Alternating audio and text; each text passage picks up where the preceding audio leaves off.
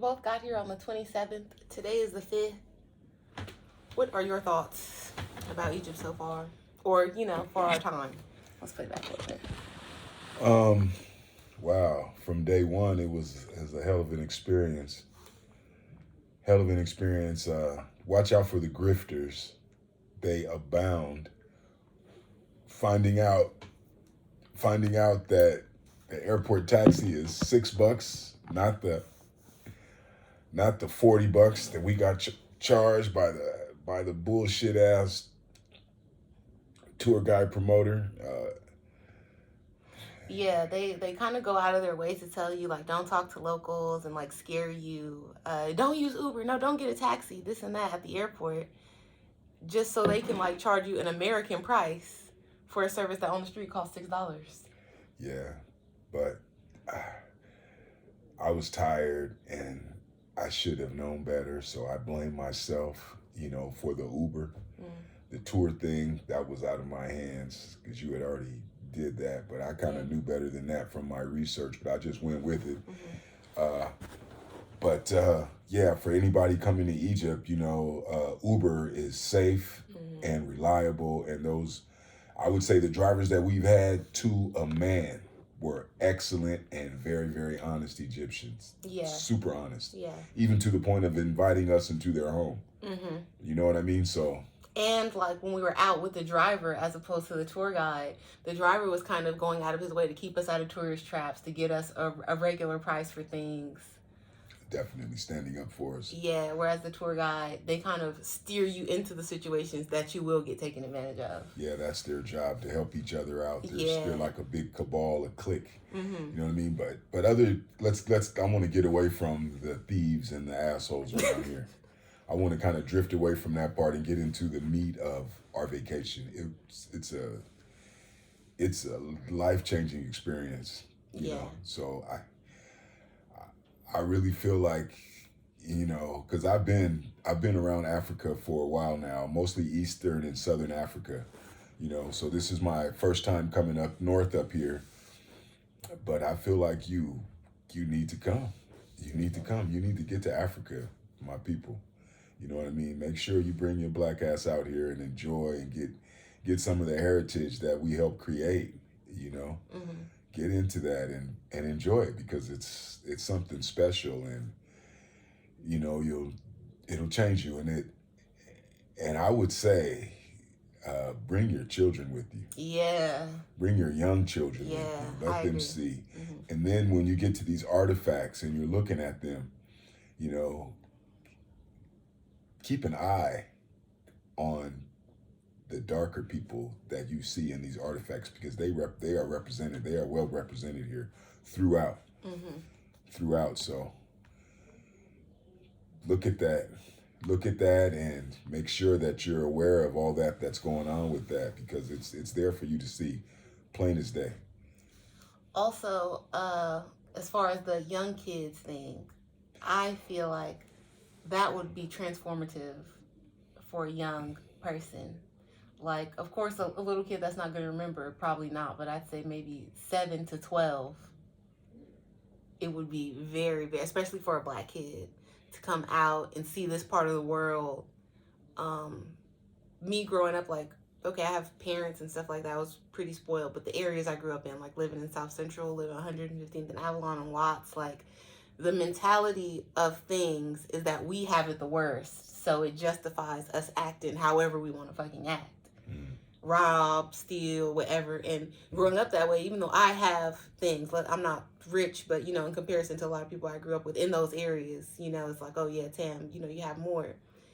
So I would even sympathize with people. And, like, yeah, I mean, it's not right to do crime or whatever, but I get it. I see why. I think if you came to a place like this, or when I went to Dar es Salaam to see you last time, it gives you a different perspective on that we're just living that way in America by our own choice. It doesn't feel like that when you're there, but you're living that way because of your own choice, and you see people living this way. You understand how much opportunity you have, how much you could really do with what you have. Even if you have very little in America, you're doing way better than most people in the world, and you could really take that and do something else. Now,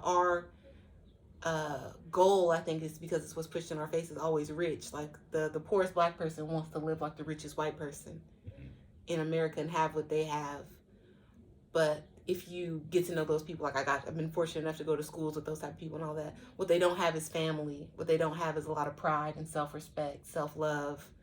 Everything that they have is kind of tied up in their accomplishments. And I think coming to a place like this, even for me, who I'm openly selfish, it puts a different perspective on, yeah, you have a kid, and it doesn't matter if you get your kid an iPad or a Tesla. You should take your kid to see the world. I think that's an understatement. You know, Yeah. your perspective on things and your priorities will definitely Yes. change. Yes. You know, and I was a victim of that. I worked 16 hours a day, 6 days a week for years and years and years, trying to keep up with what everybody else around me possessed. You know what I mean? And since I've been running around Africa, I got to tell you, that's not how it is. I mean, it's still okay, you know, and it's still a truism that, you know, having more is better. That's always going to be true because this world is run by money. But your perspective on exactly what you need and exactly what you need to be happy, yes, will change. Yes. It'll undoubtedly change. And if your kids can see it at a young age, that people are still happy and still living good with what they have, they'll value their family, they'll value their own lives, yes, and their own perspectives more than trying to see it through rose-colored glasses. It's life-changing. Also, I think what would probably be the most important for Black Americans is like growing up how we all did. I can only speak for my era, like a 90s kid, 2000s kid. Your view of travel is, again, through the richest person's eyes. So you feel like travel is something for like rich people or retired people. You don't think of it as, yeah, I'm going to go and live in an apartment like I live here in America and just do it out there and blend in with the regular people, or not blend in because you're going to stand out just by being American by virtue of that. But just living how a regular person lives in that country, not the poorest person, but normal. At least you're coming here to see it. It's like we think if we can't stay at the best hotel and get a yacht and shit, like it's no reason to go out there. It's stupid. It's like a brainwashed way of thinking. I think that's what keeps a lot of people trapped. That's why when we were in Dar es Salaam, I took you out amongst the population. I made sure you got to see everybody for what it was. We're here. We're not staying in this hotel, eating this hotel food. We walk the streets to find a decent restaurant. And even like the little boy told me today, you look like you're Egyptian. Oh, that's the thing I wanted to bring up. So in Tanzania, it was a totally different experience for me. I stuck out like a sore thumb, fly in the middle. Even out and stuff, my dad's basketball coach. So his teammates and stuff that would come out with us and be like joking around with me. I'm like, yeah, showing them my ancestry DNA. Like, I'm Nigerian. I'm this. They're like, this is a lie. You're Egyptian, you know? And I thought that was hilarious. But then coming here, yeah, everywhere we go, people were like, oh, you American? You look like Egyptian. People are putting their skin up to my skin everywhere. Little kids, my sister, blah, blah, blah. My brother from another mother. Hilarious. And even kind of getting, I don't want to say special treatment, but more level treatment because we look like them. Deferential treatment. For sure. For sure. It's been a blast. The pyramids and everything that we've seen historical or wonderful. The museum was mind-blowing. Then we went to Alexandria, which was like a 2 or 3 hour road trip from Cairo, where we're from Giza, where we are. We're right at the footsteps of the pyramid. We went to Alexandria to go see the library of Alexandria, you know, the famous library. And everybody's telling us it's not the same as it was. We're like, yeah, we know, asshole. How could it still be here from Christ's days? We understand that. And we went there and we saw some very, very beautiful displays, and we got to go around the book stacks, and just to be in that arena, it was an incredible feeling, you know what I mean? And it was, like I said, you're missing out if you don't come. For me, it was cheaper because I was already in Kampala. So from Kampala to Egypt was a $400 round trip. But me from LA to here was $800. Round trip. Yeah. See that? And you're talking about you don't have the money to come. And we've been here a week, and we still have more things to do, but we were happy with what we got to see. Yeah. And it's been a wonderful experience. from A to Z. We got to dip our feet into the Mediterranean, Mm-hmm.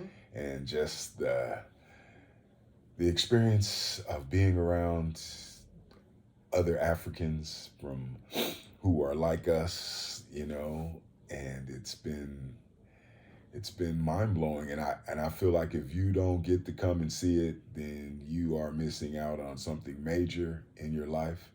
And so to be in the presence of such history, we went to the cave where Jesus and Mary and their father Joseph ran from the Jewish Pharisees and from King Herod. We got to see all that, and it Mm-hmm. was wonderful. St. George's altar and all And that, shrine. the shrine of St. Even for a George. person that like doesn't go to church like that, of course I grew up super religious, but like going there you can't not feel anything. Yeah, you had to feel it. The presence was there. Yeah, it's definitely like Unmistakable. a holding, grabbing, like a hug. Unmistakable presence. Unmistakable in And there. I've been feeling light since I left that place, and I Yeah. know it's going to carry with me forever from here on out. I always can reference that in my mind and in my heart. And it sounds corny, but I'm the least religious person you'll ever meet. Like, And I'll tell you that was a good feeling. And I've grown up, both around Christians and around Muslims. I've been inundated with both religions, and even a little bit of Catholicism. I went to a Catholic school when I was younger for a couple of years. So trust me, that's a place you need to go. Yeah. Egypt is the center of everything religious. You need to get here, civilization, and check it out, because it's a grand thing. And Kevin Hart's tour got canceled on our way here. They canceled his tour because he was supposed to be here when we were here. Not that we were coming here to see him, but I'm sure we would have went to his concert if he would have been here when we came. But they canceled him, and it was because he said that we are descendants of the people who built the pyramids or something like that. I'm not sure exactly what was quoted, but it was enough to make the government of Egypt cancel his tour here. And so everywhere we went, we were looking at these hieroglyphics and these artifacts, and we're trying to pick out the black people in there, and they were plentiful to see. That's another obvious. Yeah, another cool thing that I feel like they don't show or talk about in all the documentaries, all the History Channel stuff that they do about Egypt. They try to make it seem like they're confused about, or there's conflicting information. The hieroglyphics are very, very explicit. They show dark-skinned people, they show light-skinned people, they show white people. And they differentiate them by shapes of faces and nose and color, flat out color. Also in their use of stone. So it's almost like an intentional, you got to go out of your way to not show that, and not, because they're very clear about who's who. Almost isn't the case. It's definitely very intentional. Definitely some obfuscation or straight out lies about that, because when you get here and you're looking at the statues and everything that's inside the Museum of Antiquities, everything that you see, you're going to run across some obvious noses like your own, obvious brows like your own. You'll see it. It's there. It's unmistakable. It's indescribable, the feeling of warmth and the feeling of just completion that you'll get from viewing those objects. It's like I said, if you haven't come, you're missing out. And I've been to a few countries here in Africa, but this is something I must tell you that you really need to see. And of course they're going to say we look Egyptian because we're so brown, we're so yellow, you know what I mean? We're so light like them and stuff. And I think that has something to do with it, but I also think it's our mannerisms. You know what I mean? We're kind of like right there with these people in a lot of different ways. So, but I found similarities even in some tribes in Kenya, even in some tribes in Uganda, you know what I mean? And definitely in Dar es Salaam, there's people that look like me. So we're all over. And people tell you that you're not African or you're not all African. Well, neither are most Africans. They're not pure Africans. Yeah. You know what I mean? You get a few, but just like in America, you get some black ass niggas that for sure are as African as an African can be. Because I've seen them all. Yeah. I've seen it, you know what I mean? So, but that doesn't take away from who we are and what we are inside and how we were raised. So, it's worth the trip. And anybody that wants to come who sees this, you contact my daughter. I would be happy to meet you here and show you whatever it is you want to see. Make sure you get the right price for everything. And it'd be my pleasure to escort you around Egypt or anywhere in Eastern or Southern Africa. It would be my pleasure. So, because this is where I'm at. You know, I live in America about 20% of the time, and I'm in Africa, somewhere in Africa, the other 80%, coaching basketball and doing my thing like that. And so it's worth it, you know what I mean, to come here. And if you need any help in logistics or whatever, just contact me through my daughter, and I would love to show you around any of these countries that I visited. And it's been a few: Kenya, Uganda, Tanzania, South Africa, a little bit in Zambia, a little bit in Zimbabwe, and now Egypt.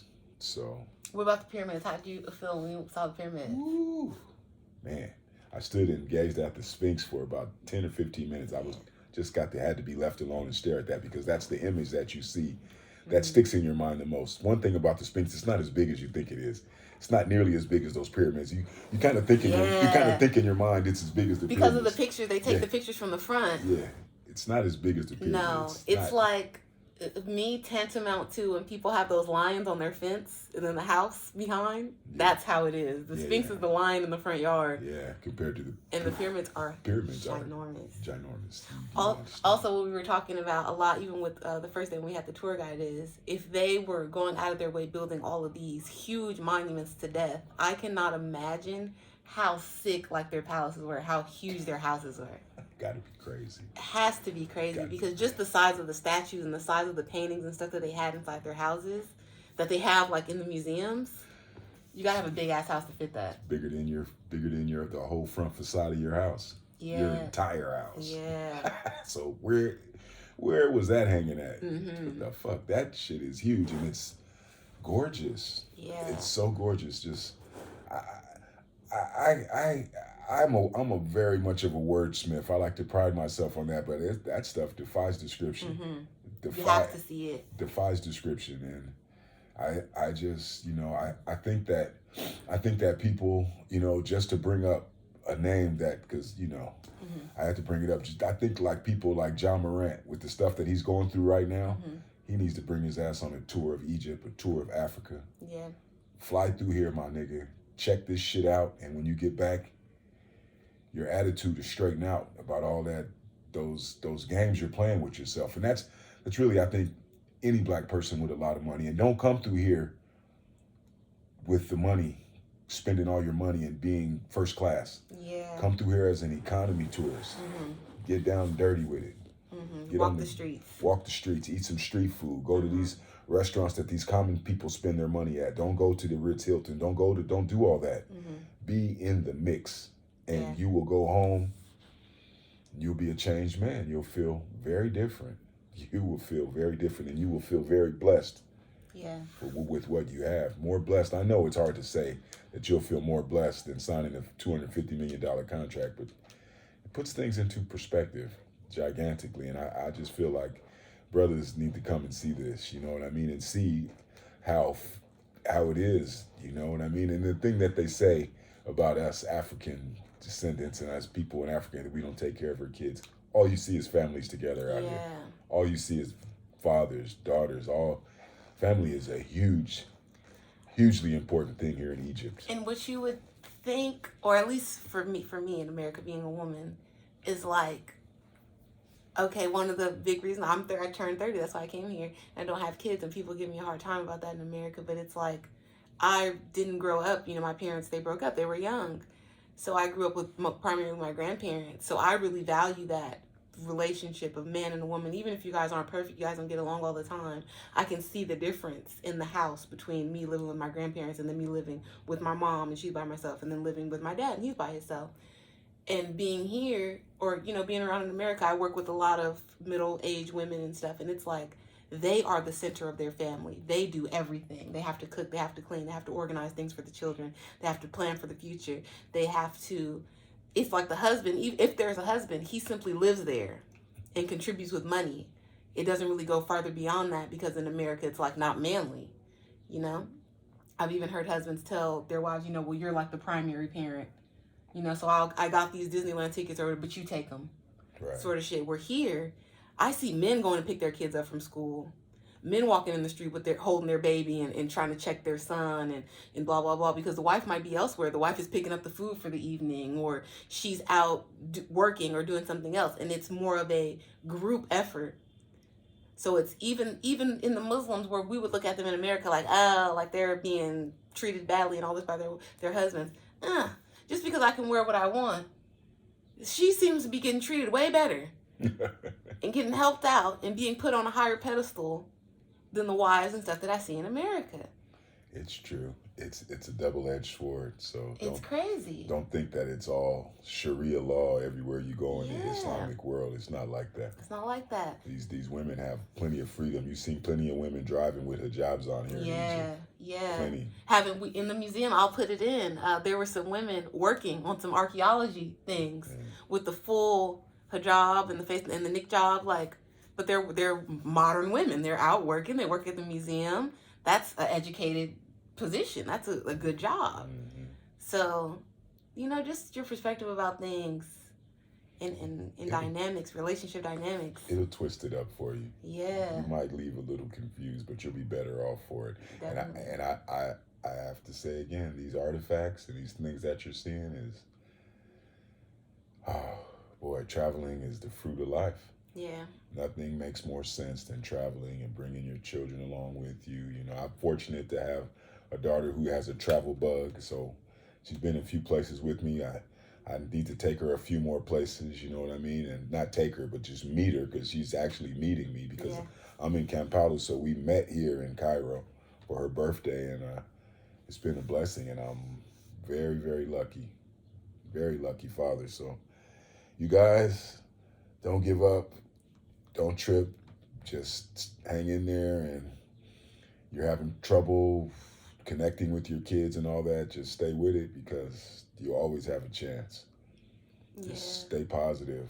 Also, I feel like maybe men, especially black men, kind of put a high priority on buying their kids stuff and making sure that their kids have more than what they had when they were young and all of that, and trying to make sure that, and maybe it's a societal thing, like I don't want people to see my kids and that's a reflection of me and they don't have everything and they're not up to standard with the rest of the kids.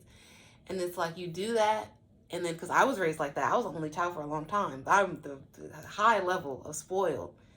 And you have all that stuff and you don't care about it really. You don't appreciate it to the level that you would, because it's kind of stuff is being shoved at you all the time, because your parents don't have time, they have to work. They can't do a lot with you one-on-one because they're trying to provide these things for you. And it warps your perspective when you're growing up, to where when I start working and I start making my own money, I'm buying all the stuff for myself, because I'm used to a certain, when it doesn't do anything and it doesn't make you feel anything, and you end up like, I can just remember the whole first part of my 20s, I feel like I sold it to like buy outfits that I did not get to wear anywhere because I was always at fucking work anyways. So it's like you're buying stuff for the life that you don't live, because you're at work trying to make the money, and you're getting the stuff because you don't feel satisfied. You're not happy. You spent 8-12 hours at a place. So I want to buy these shoes. I want to buy this dress. And it's not nearly as fulfilling as going somewhere and walking around the street and hanging out. It's not worth it. It can't be worth it. You know what I mean? It's not worth it. I wasn't happy until I started living in Africa. I had everything that I could ever want. All the jewelry, the cars, nice places to live, all that stuff was there, but it's nothing like being in Africa, man.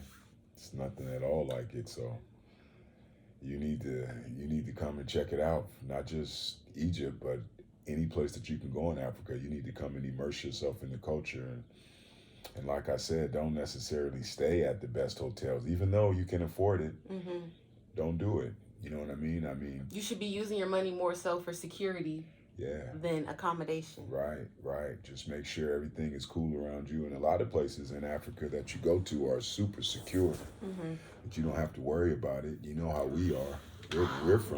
I'm from Pasadena, you know what I mean? I grew up where shit goes down at. So coming here, there's nobody that's going to touch you or mess with you around here, because you don't portray yourself like that. We don't portray ourselves like that. So it's nothing to worry about. I think that's the other thing that America does a great job at, with propaganda and like scare tactic, or showing only the worst things in other parts of the world. But especially me growing up in California and like inner city and Los Angeles and stuff. Way worse shit happens every day.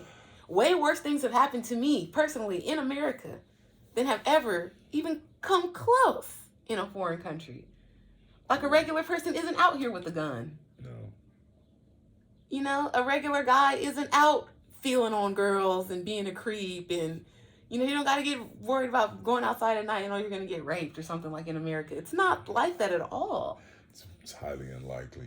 So it's just highly unlikely. Interesting how they have people so with that mind of when you want to travel, you can only go to other places that are like America, like England and France and Spain, and got you worried about being security conscious. Yeah.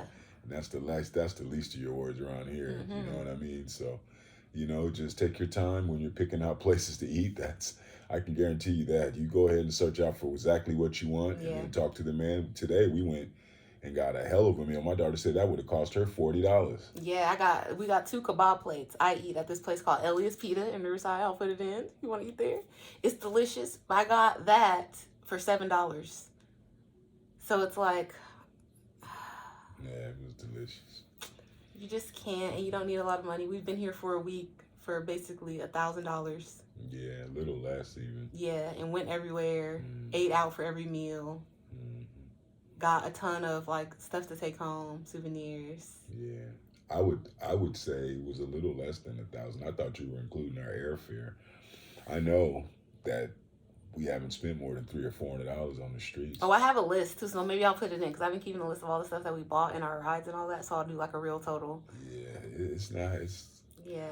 The value is crazy, especially when after our third day here, we really started figuring out how much shit costs. So we weren't overpaying. Yeah. So it's.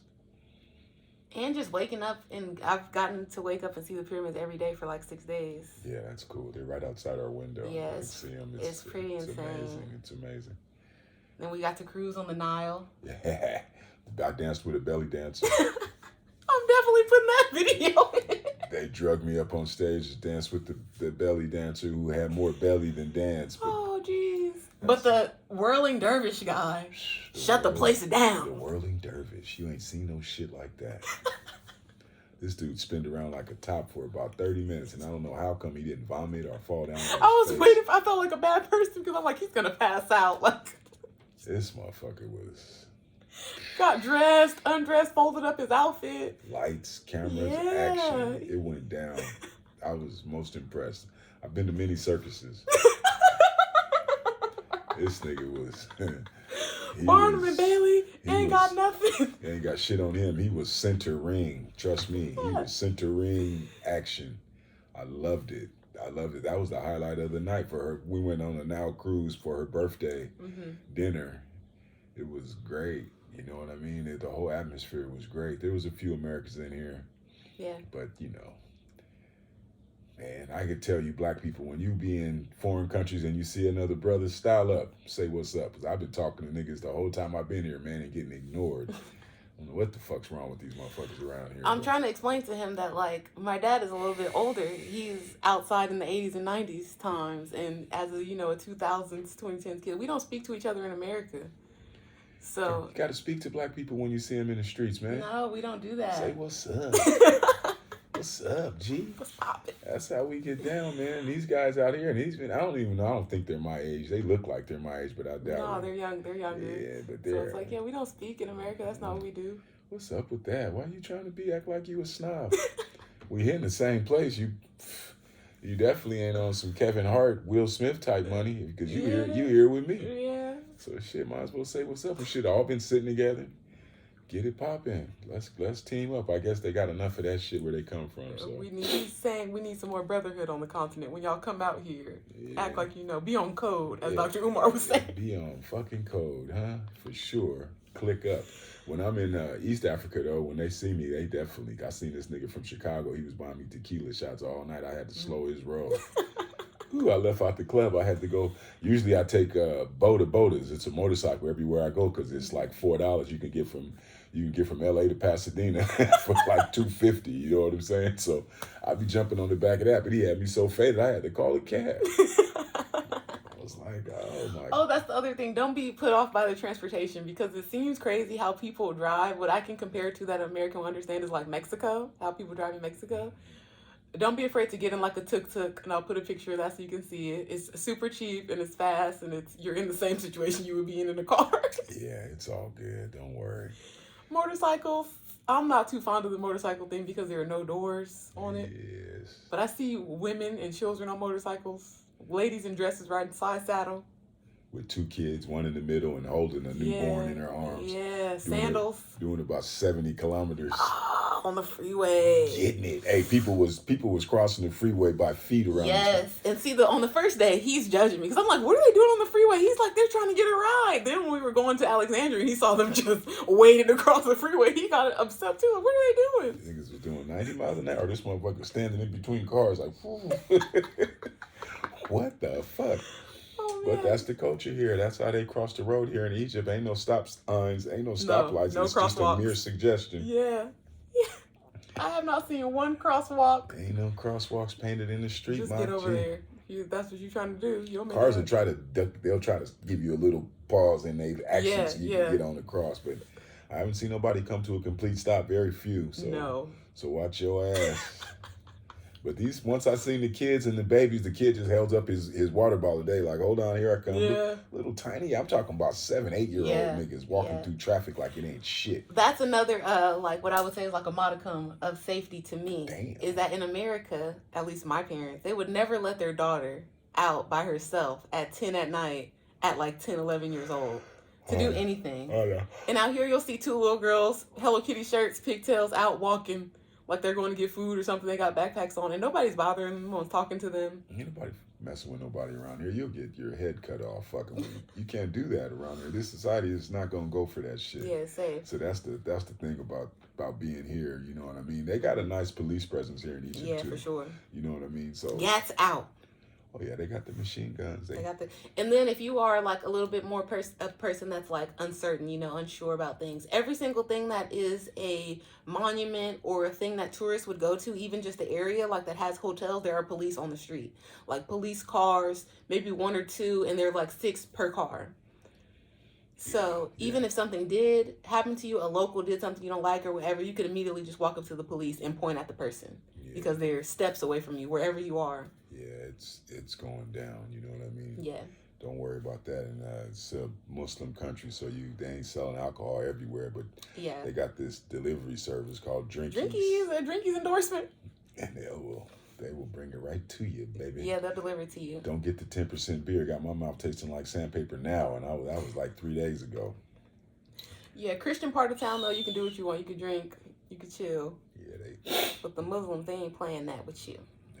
Playing that shit. But, and there will be prayer alarms 5 times a day. Yeah, don't worry about that though. So discard. You right by the mosque, baby boy. Mm-hmm. They're gonna start to hoop the hollering. 4:53. Yeah, you gotta know. Every morning. 12:55. Right if you ain't up, you gonna get up. And if you're like in a store or something, like I was in a store and it was prayer time, and it was like. It wasn't like I got kicked out, but it's like pause, whatever you're talking about, whatever you're doing, because he's going to pray, and then they'll resume business after. So not really how American people handle things, but just be ready for that and be respectful. It's not a big deal. Yeah. Outside of that, Egypt, I would say 10 out of 10. Pretty good as far as things to see, places to go. The best food I had was in Alexandria for sure. Mm-hmm. At Bobo's. Best food I had was at McDonald's. Oh, he ate at Egyptian McDonald's. Pimp. And it's pretty much the same. Like the fries tasted the same to me. The burger was on point. I'm gonna go back tonight. Okay. Give me a Big Mac after I drop my daughter off at the airport. Because I don't leave till tomorrow night. Yeah. I'm going somewhere else. It's basketball season around this camp. So going back to Kampala. Got to coach my team, KCCA Leopards, women's team. Go Leopards. Yeah. Let's get some W's. So it's all good. And I hope you guys gained something from our little diatribe. Yeah. I love you. And I want to see you here with me. So, if, like I said, contact my daughter and I will pick you up at the airport and we can chill eat the most. Yeah. If you know what I'm saying. So let's make it happen. I want to see you here in Africa with me. We can do things. Stop using y'all tax refunds to get couches and buy J's Yeah, and get a plane ticket. Yeah, grab a plane ticket. It's only gonna cost half of that bad boy. Come on out, chill with a brother, and then we can make it happen. I'll make sure you get the best room at the best price, and you'll save money. You'll thank me in the end. Yeah. You come out here and chill. I'll show you around. And that's the 3-state area of East Africa, plus some South African Mananos. Come on out. We got Johannesburg, Pretoria. Boy, you'll love it there. It's going down around that camp. That's just like being in America once you get to South Africa, but that's another episode. Yeah, well, I'll have to meet him in South Africa so you guys can see. We'll touch base. But thank you for watching. I'll have a whole bunch of Egypt content, and I'll see y'all next time. Bye.